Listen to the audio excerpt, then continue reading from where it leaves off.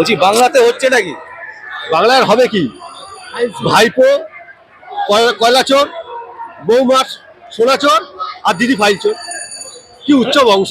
ফাইলে কি আছে নাকি? ফাইলে ফাইলে ওই ঘুগনি ঘুগনি তৈরি রেসিপি আছে। আচ্ছা, আর ভাইপো যত জালিগিরি করেছে, কয়লা গরু পাচার, সব রসিদ আছে। আর আর সব কিছু রসিদ আছে, আর কি থাকবে? আর ওখানে কয়লার দিদি সব আছে। দিদি রাজনৈতিক মৃত্যু পরোয়ানা লেখা আছে। আচ্ছা, এ বারবার করে শুভেন্দু অধিকারীকে আক্রমণ করা হচ্ছে কেন? শুভেন্দু অধিকারীকে মমতা ভয় পায়। মানে কেন কেন? কেন? 1956 ভোটে হারিয়েছে, এরপর ভবানীপুরে এরপর ভবানীপুরে হারাবে। মমতা পশ্চিমবঙ্গের যেখানে দাঁড়াবে, শুভেন্দু অধিকারী সেখানে গিয়ে হারাবে একেবারে 100%। 2026 হচ্ছে নাকি? 2026 হবে কি? তৃণমূল ক্ষমতার বাইরে, বিজেপি সরকার।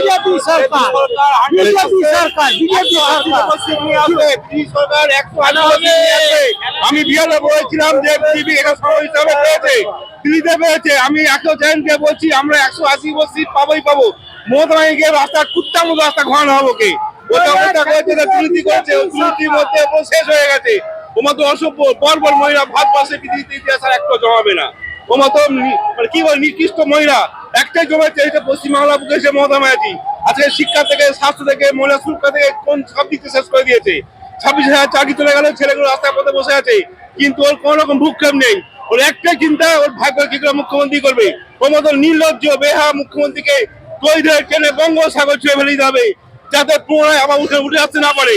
আমরা ভারতীয় জনতা পার্টি আমরা চাই যে ওকে একদম নিক্ষেপ করে দেবো। আমরা 180 ওপর সিট পেয়ে একই সংস্থা নিয়ে মমতা ব্যানার্জিকে রাস্তায় রাস্তায় ট্রেনে হিসেবে ছুঁড়ে ফেলে দেবো। এটা আমার কাছে একদম দৃঢ় প্রতিজ্ঞা। সব পশ্চিমবঙ্গ মানুষের একটাই নাম, মমতা ব্যানার্জি নিপাত যাক, নিপাত যাক, নিপাত যাক।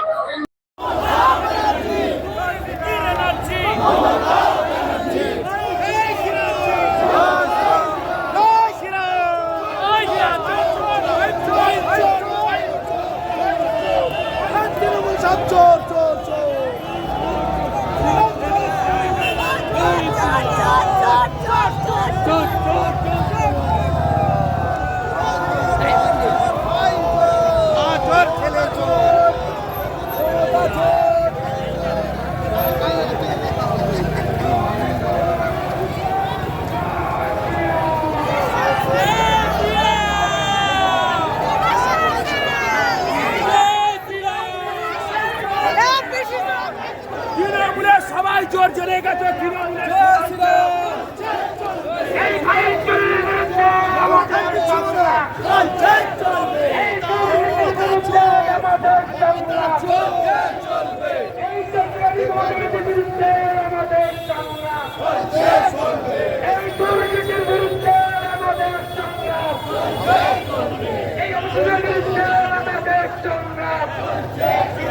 এই ধ্বংসকারীর বিরুদ্ধে আমাদের সংগ্রাম, এই খুনিদের বিরুদ্ধে আমাদের সংগ্রাম, এই ভাইচারার বিরুদ্ধে আমাদের সংগ্রাম,